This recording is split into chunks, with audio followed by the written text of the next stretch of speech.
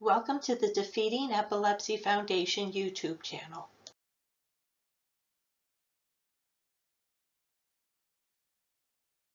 In this presentation, we will discuss what Lennox-Gastaut syndrome is, the history of Lennox-Gastaut syndrome, causes, signs and symptoms, complications, diagnosis, and treatment.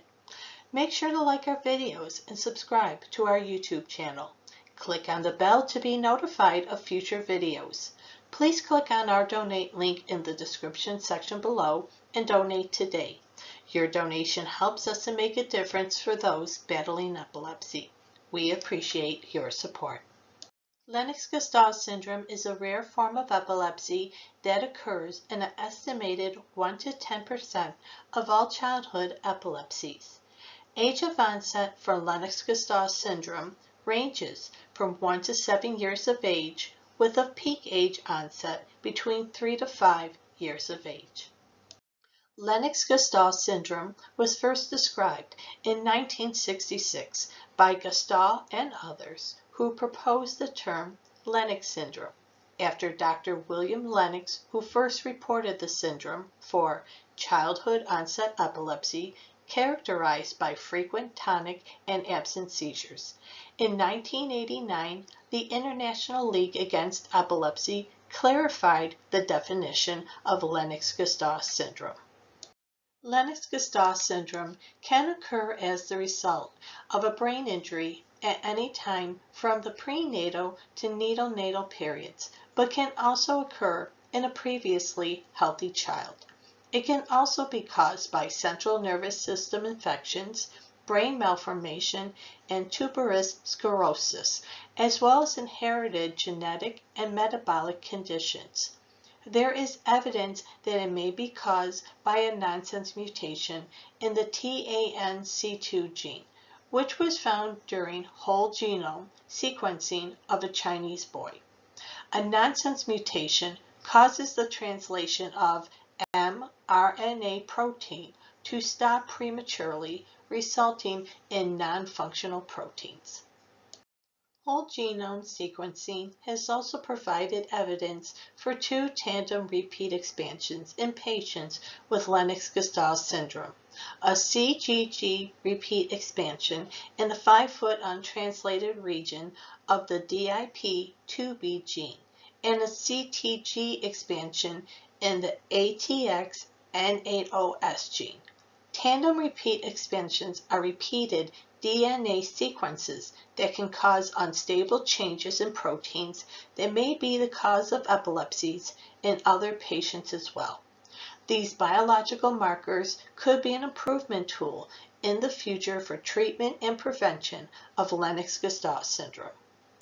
Lennox-Gastaut syndrome is characterized by multiple types of seizures, as well as periods of frequent seizures and seizure-free periods.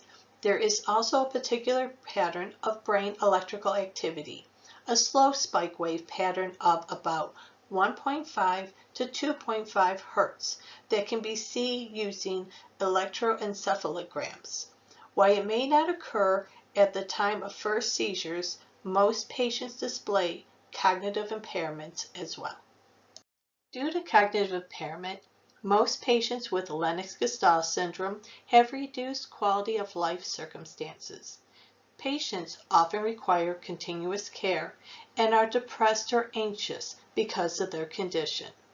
Many need to use wheelchairs and wear a helmet in case of drop seizures, which some reported occurred anywhere between 45 and 100 times a month, in order to prevent injuries, which cause additional pain and discomfort.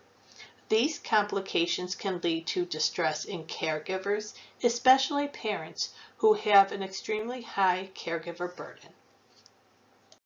Lennox-Gastaut syndrome is diagnosed by multiple seizures and types of seizures, which are often resistant to treatment options, an unusual EEG spike pattern, and some amount of cognitive impairment.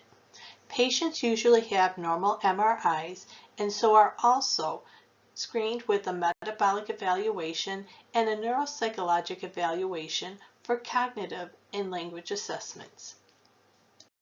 Lennox-Gastaut syndrome is very difficult to treat as it is resistant to most anti-seizure medications.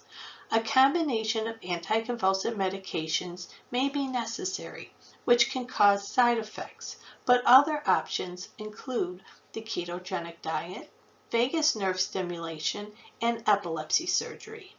There are ongoing studies with multiple different drugs, but two promising ones are fenfluramine, an appetite suppressant that seems to have anti-seizure qualities, and cannabidiol, which has been approved as adjunctive therapy with clobazam in patients with Lennox-Gastaut syndrome. Sadly, long-term outcomes regarding both seizure control and intellectual development are disappointing. There is no cure for Lennox-Gastaut syndrome, and complete recovery from seizures and normal development are extremely rare. Lennox-Gastaut syndrome is a rare form of epilepsy that occurs in an estimated 1 to 10% of all childhood epilepsies. There are multiple ways that a person can develop Lennox-Gastaut syndrome. Lennox-Gastaut syndrome is characterized by multiple types of seizures as well as periods of frequent seizures and seizure-free periods. Lennox-Gastaut syndrome is difficult to treat. Along with medication, keto diet, vagus nerve stimulation, and surgery may be options. To learn more about Lennox-Gastaut syndrome, please check out the resources used in the presentation today.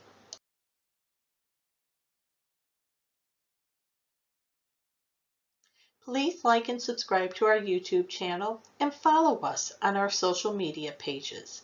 We would love to hear from you. Leave a comment below or email us at info@defeatingepilepsy.org. Thank you for your support, and together we will defeat epilepsy. Check out our other great videos and subscribe today.